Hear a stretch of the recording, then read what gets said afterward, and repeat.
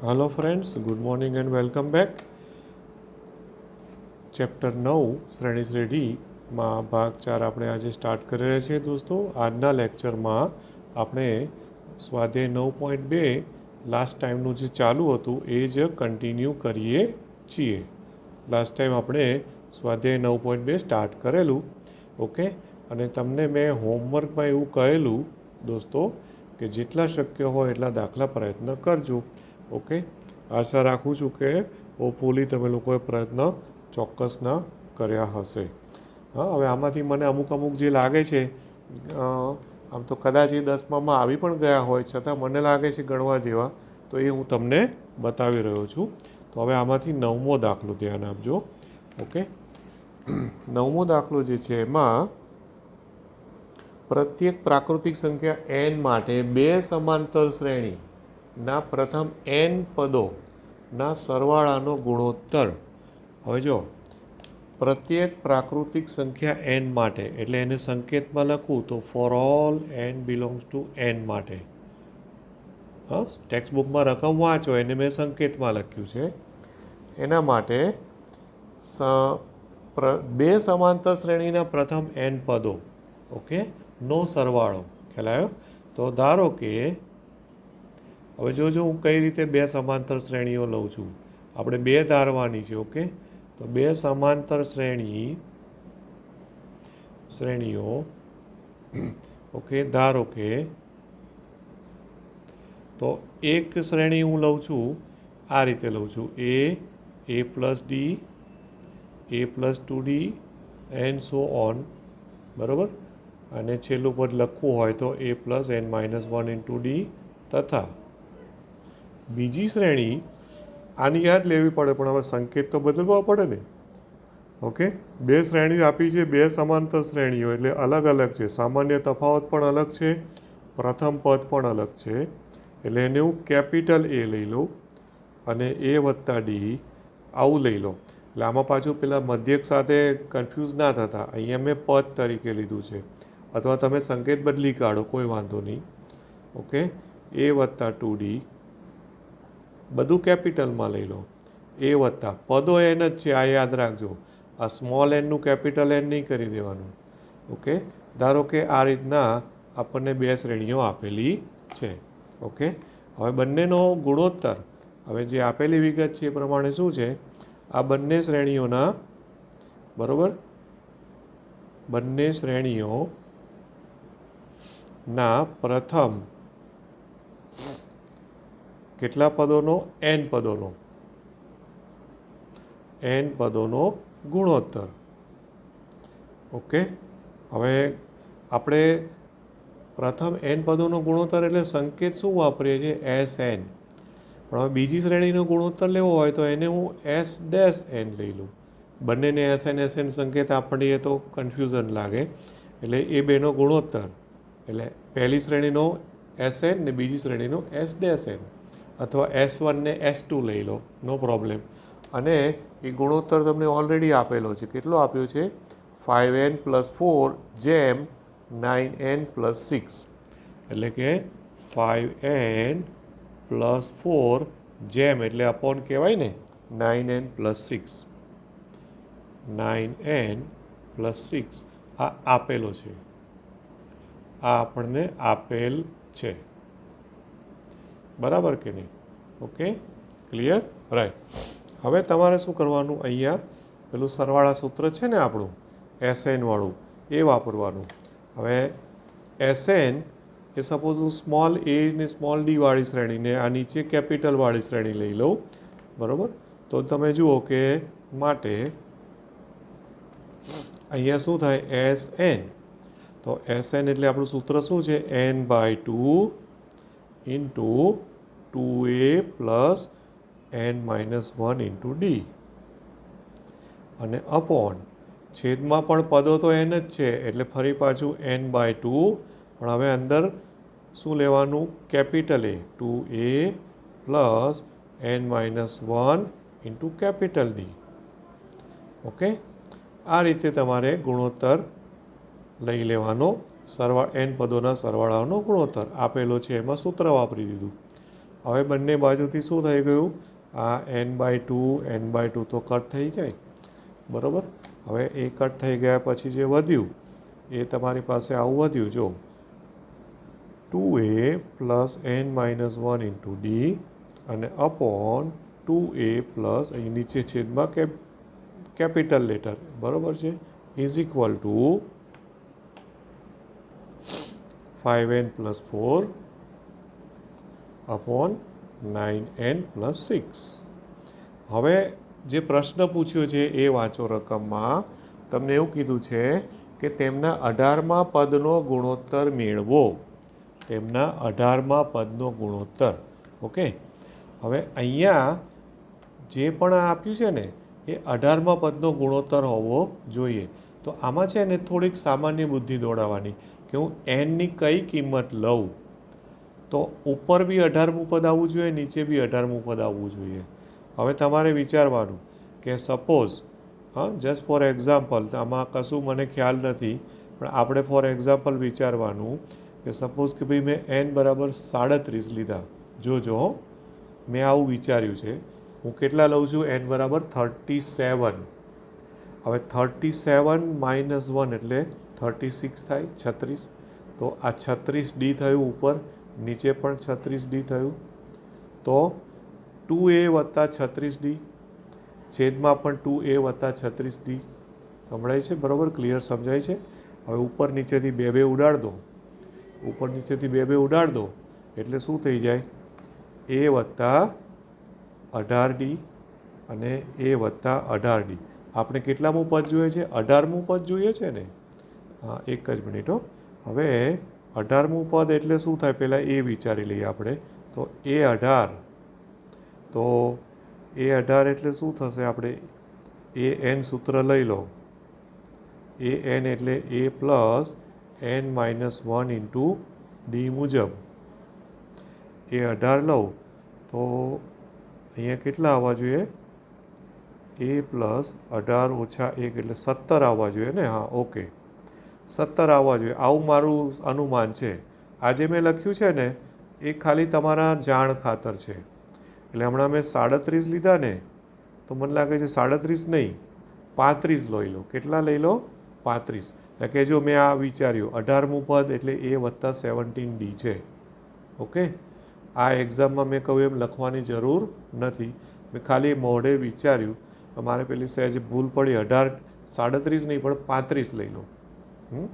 તો 35 ઓછા 1 એટલે 34 થયા. તો 34d ઉપર, 34d નીચે. ઉપર અને નીચેથી બે કોમન કાઢીને ઉડાડી દઈશું. તો a + 17d ઉપર આવી જાય અને a + 17d નીચે આવી જાય. તો થઈ ગયું ને 18મું પદ? 18મું પદ થયું કે નહીં? એટલે મતલબ કે હવે આ જે છે એને સપોઝ હું પરિણામ નંબર 1 કે એવું નંબર આપી દઉં તો આ પરિણામ 1માં હવે તમે શું કરશો? n બરાબર કેટલા લઈ લીધા આપણે? 35. બરાબર કે નહીં?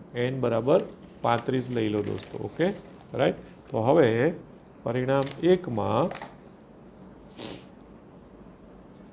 એટલે કે જે 1 છે એમાં n બરાબર 35 લઈ લો. તો આમાં એવો પ્રશ્ન ના થવો જોઈએ કે સર આ ક્યાંથી લાયા? આ મેં પેલું ટ્રાયલ એન્ડ એરર મેથડ, મેં પહેલાં 37 લીધા પણ પછી ડાઉટ ગયો એટલે ફરી 35 લીધા એટલે આવી ગયું. હા, આપણે વિચારવાનું કે કયું પદ છે. રકમમાં કોઈ પણ પદ આપી શકે. એટલે 2a પ્લસ 34d, હવે પાછળનું યાદ કરજો, અને છેદમાં પણ 2a પ્લસ 34 કેપિટલ ડી. બરાબર. અને અહીંયા 5 × 35 વત્તા 4 અને છેદમાં 9n + 6 છે એટલે 9 × 35 વત્તા 6. બરાબર ને? એટલે માટે હવે અહીંયાથી શું થયું? બે ઉડાડ દો ઉપર નીચેથી એટલે a + 17d upon a + 17d. તો આ 18મા પદનો ગુણોત્તર થઈ ગયો. મતલબ કે આનો જે પણ આન્સર આવે ને એ આપણો જવાબ, એ એનો ગુણોત્તર. કારણ કે પ્રશ્ન શું પૂછેલો છે કે તે શ્રેણીઓના 18મા પદનો ગુણોત્તર શોધો. આવો પ્રશ્ન છે. બરાબર કે નહીં? રાઈટ. એટલે હવે 35 પંચા કરી દેવાનું એટલે 30 × 5 = 150 અને બીજા 25 એટલે 175 વત્તા 4 એટલે 179 ઉપર આવ્યા, બરાબર. પછી એ જ રીતે છેદમાં કરી દો તો 9 તેરી 27 એટલે 270 અને પછી 9 પંચા 45 એટલે બીજા 45 એટલે 270 વત્તા 45 એટલે કેટલા થઈ જશે? 415 અને 415 થયા અને એમાં વત્તા 6 એટલે 421, બરાબર છે. હવે આમાં જો કંઈ ભાગ ચાલતો હોય, ઉપર નીચેથી કશું ઉડતું હોય તો ઉડાવજો, અને ના ઉડતું હોય તો આ છે એ તમારો 18મા પદનો ગુણોત્તર કહેવાય.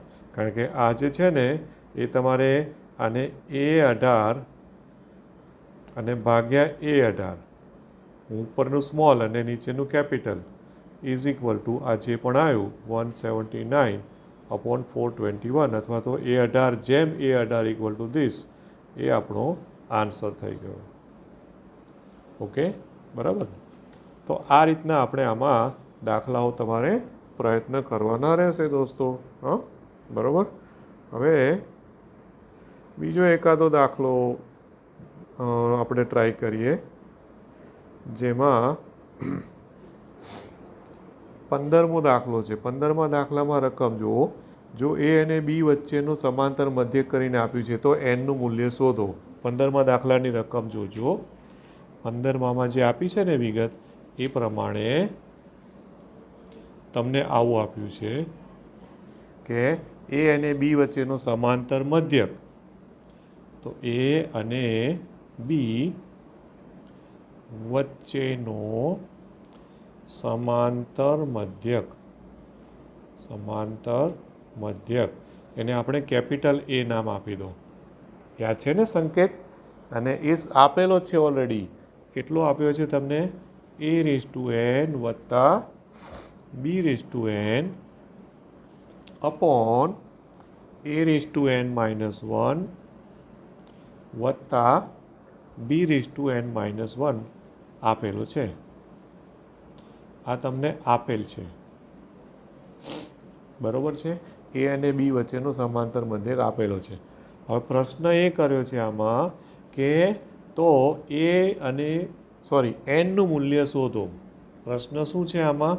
એન શોધો. એન બરાબર કેટલા? આ તમારો પ્રશ્ન છે. એન શોધો. ઓકે. અચ્છા, હવે એ અને બી વચ્ચેનું સમાંતર મધ્યક. તો સમાંતર મધ્યકનું સૂત્ર તમારી પાસે છે. શું છે સૂત્ર આપણી પાસે? કે એ ઇઝ ઇક્વલ ટુ તો a+b/2 છે. યાદ છે ને? એ તો આપણી વ્યાખ્યા જ છે. તો આ ડાબી બાજુ કેપિટલ એની બદલે હું આ લખી દઉં. મતલબ કે a+b/2 is equal two a⁻n વત્તા b⁻n અપોન a⁻n -1 વત્તા b⁻n -1. ઓકે. હવે કરો ચોકડી ગુણાકાર. ચોકડી ગુણાકાર કરો એટલે આ પદ અહીંયા ગુણાશે, આ બે અહીંયા ગુણાશે. એ હું નેક્સ્ટ પેજ ઉપર કરું છું. જો આમાં ગુણાકારમાં પહેલું પહેલું, પહેલું બીજું, બીજું પહેલું, બીજું બીજું, એ રીતે કરવાનું થશે. ઓકે, બરાબર. તો એને આપણે લખીએ અહીંયા. તો માટે પહેલાં સાથે પહેલું પદ કરીશું ને તો a⁻n -1 ગુણ્યા એ આવશે એટલે a⁻n થશે. પછી વત્તા ab⁻n -1 પહેલું પદ ગુણ્યા બીજું પદ, પછી વત્તા બીજું પદ ગુણ્યા પહેલું પદ એટલે b⁻n -1 અને વત્તા બીજું પદ ગુણ્યા બીજું પદ એટલે b⁻n. આટલું થયું. અને ઇઝ ઇક્વલ ટુ આ બાજુ છેદમાં જે બે છે સામે બે આ બાજુ ગુણાઈ જશે એટલે 2a⁻n વત્તા 2b⁻n. ઓકે. ફરી વખત એક વખત અહીંયા પદ બતાવી દઉં તમને કે આ જે હતું ને એનો આપણે ચોકડી ગુણાકાર કર્યો છે. એટલે આ પદ છે a+b જોડે ગુણાયું, બે અહીંયા ગુણાય છે, અને એ જે પદ આવ્યું એ મેં અહીંયા લખેલું છે. બરાબર છે? ઓકે. હવે આપણે આનું સાદુરૂપ આપવાનું રહેશે. હવે સાદુરૂપ આપો તો આ 2a⁻n છે અહીંયા. આ a⁻n ને હું સામે લઈ લઉં તો અહીંયા 2a⁻n માંથી -a⁻n થઈ જશે. પછી આ 2b⁴n છે, એમાંથી b⁴n ને આ બાજુ લઈ લો તો એ પણ થઈ જશે. તો આ બે પદો વચ્ચેના છે ને બીજું ત્રીજું એ હમણાં અહીંયા ને અહીંયા રાખું છું. તો ab⁴n−1 વત્તા ba⁴n−1 is equal two a⁴n વત્તા b⁴n. આ બંને પદો જે છે ને, આ પહેલું પદ અને આ છેલ્લું પદ, એ બંને આ બાજુ જમણી બાજુ લઈ ગયો એવું કહેવાય. બરાબર કે નહીં? ઓકે. હવે તમારે આમાંથી સાદુરૂપ આપીને શું કરવાનું છે દોસ્તો? અહીંયાથી n શોધવાનું છે તમારે. ઓકે, બરાબર છે. હવે એના માટે શું કરી શકાય ખબર છે? થોડોક ઘાતઘાતાંકનો ઉપયોગ કરીએ. હવે એ ઘાતઘાતાંકના ઉપયોગ પ્રમાણે જો આધાર સરખો થઈ જાય તો તમે ઘાતોને સરખાવી શકો. તો આપણે એવું કંઈક વિચારવાનું થશે અહીંયા. ઓકે, તો ધ્યાનથી જોજો. હવે આના શોર્ટકટની મને એવું લાગે છે, આમાં સાદુરૂપની એક શોર્ટકટ એવી છે કે આ LHS છે ને RHS છે, તો તમને nનું મૂલ્ય શોધવાનું કહ્યું છે. ઓકે, તો nની એવી કઈ કિંમત મૂકો જેથી ડાબી બાજુ જમણી બાજુનો જવાબ સરખો આવે, એ તમે ધ્યાનથી વિચારો. તો ઉપરોક્ત સમીકરણમાં અહીં જો તમે n બરાબર 1 લઈશું, ઓકે, તો તમે જુઓ n બરાબર 1 લો તો તમારી પાસે ડાબી બાજુ શું થશે? ડાબી બાજુ બરાબર ab⁴0 વત્તા ba⁴0. તો શું થયું? a વત્તા b થયું. અને જમણી બાજુ જુઓ તો જમણી બાજુ પણ a વત્તા b થયું. તો એનો મતલબ કે n બરાબર 1 માટે આ સમીકરણનું સમાધાન થાય છે. અને નંબર 1 આ મને લાગે થોડું ઇઝી પડશે પેલું સાદુરૂપ આપવા કરતાં. બરાબર છે, રાઈટ? માટે n બરાબર 1 માટે આ સમીકરણ 1નું સમાધાન થાય છે. તો એ આપણો આન્સર થઈ ગયો. પતી ગઈ વાત. બરાબર કે નહીં? રાઈટ? હવે એક છે ને, એક સાવ લોજિકલ સામાન્ય બુદ્ધિનો પ્રશ્ન આમાં એ છે, આ દાખલામાં માની લો કે આ દાખલો એકદમ ઓબ્જેક્ટિવમાં 1 માર્ક્સમાં આવ્યો, તો તમને એવું થાય કે આવડો મોટો દાખલો 1 માર્ક્સમાં કેમ ન પૂછી શકે? એવું થાય કે નહીં? પણ થોડીક દોડાવવાની. હવે આ રકમ વાંચો. a અને b વચ્ચેનો સમાંતર મધ્યક આવું આપ્યું છે આપણને. બરાબર છે? a અને b વચ્ચેનો સમાંતર મધ્યક. હવે એ આ આપ્યો છે, પણ તમે લાસ્ટ લેક્ચરમાં જ ભણ્યા કે સમાંતર મધ્યકનું સૂત્ર તો આ છે, a વત્તા b ભાગ્યા 2. તો હવે આ તમને સમાંતર મધ્યક આપ્યો હોય તો એક સામાન્ય લોજિક બુદ્ધિ દોડાવો કે n બરાબર 1 મૂકો આમાં. અહીંયા n બરાબર 1 મૂકો તો જો તો આ a વત્તા b ભાગ્યા 2 આવી જશે. જો a⁴ વત્તા b⁴ ભાગ્યા a⁴ વત્તા b⁴ એટલે a⁴ એટલે 1, 1 + 1, તો છેદમાં 2 આવી ગયા કે નહીં? તો ઓબ્જેક્ટિવ MCQ પ્રશ્ન તરીકે પણ આ દાખલો આવી શકે. સમજાય છે ને? પણ આ આપણે ગણીને બતાવ્યું. પણ ગણવો ના હોય તો સાવ એકદમ જ લોજિકલ સામાન્ય બુદ્ધિ કોમન સેન્સ વાપરો તો સીધો જ જવાબ છે n બરાબર 1. ક્લિયર થાય છે ને? ઓકે, એટલા માટે આ દાખલો છે એ થોડો મેં એને ચર્ચામાં લીધો છે, અગત્યનો આપણે ગણી શકીએ. બરાબર? હવે આમ તો આમાં આ રીતે બીજા બધા દાખલાઓમાં પ્રયત્ન તમે કરજો, મેં કહ્યું છે એમ. હજુ એકાદા દાખલાની હિન્ટ આપું છું વધારે. આમ તો મેં ડાયરેક્ટ કયો લીધો અત્યારે? 15મો લીધો. હવે એક 11મો દાખલો છે, એની તમને હિન્ટ આપી દઉં ખાલી. 11મા દાખલામાં આપેલી વિગત પ્રમાણે એક સમાંતર શ્રેણીના પ્રથમ p, q અને r પદોનો સરવાળો, એટલે હું આખો દાખલો નથી ગણતો,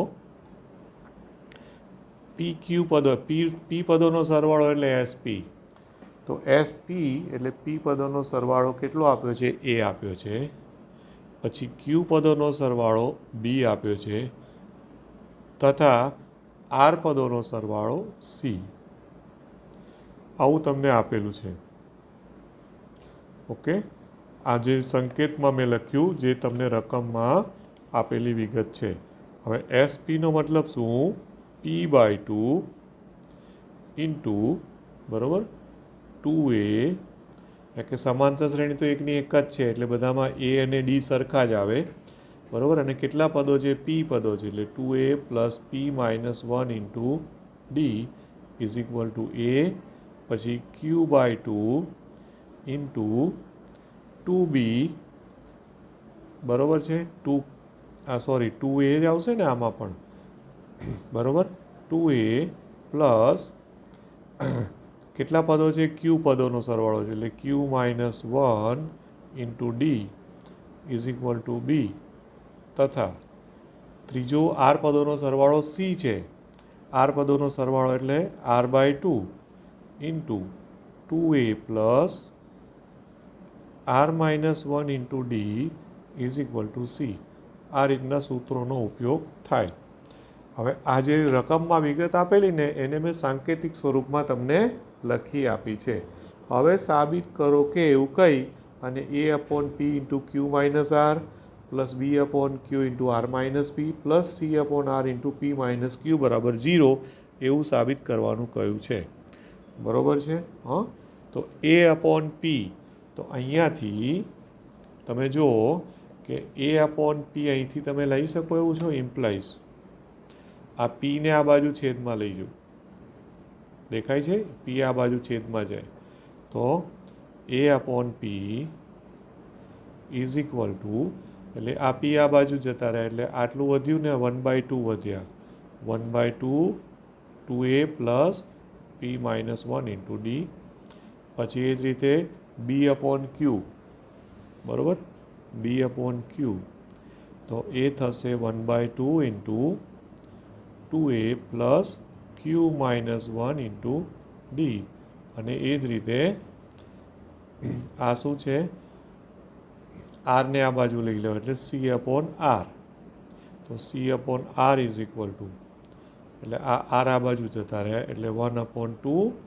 into 2a plus R minus 1 into D તો આટલી મેં તમને હિન્ટ આપી.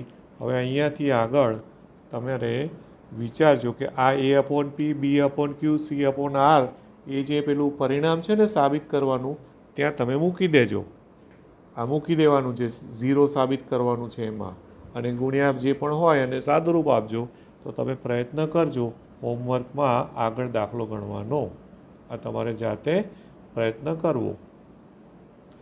ઓકે દોસ્તો બરાબર. તો હવે આમ તો આની અંદર છે ઘણા બધા દાખલાઓ પણ આ ટૉપિક એવો છે જે તમારા માટે નવો નથી એટલે હું અહીંયા અત્યારે આટલું જ રાખું છું. અને હવે નેક્સ્ટ આપણું જે લેક્ચર આવશે મંડેના એમાં આપણે નવો ટૉપિક જે તમે અગાઉ નથી ભણ્યા દોસ્તો એ છે સમગુણોત્તર શ્રેણી એને આપણે સ્ટાર્ટ કરીશું બરાબર અને એને થોડું ધ્યાનથી ભણજો કારણ કે એમાં આપણા માટે નવી વસ્તુ આવશે. આમાં 9.2 સ્વાધ્યાયના છેલ્લા 2 દાખલાને હમણાં ગણશો નહીં 17 અને 18. ઓકે સાંભળી લેજો 17 અને 18 જે કૂટ પ્રશ્નો છે એ કૂટ પ્રશ્નોને તમારે ગણવાની જરૂર નથી. એક્ઝામમાં ઇનકેસ આવશે તો પણ હું એને ચેન્જ કરી દઈશ ચિંતા ના કરશો બરાબર છે. ક્લિયર આટલું બરાબર ને રાઈટ. તો થેન્ક યુ વેરી મચ. સોમવારે મળીએ. Have a nice day.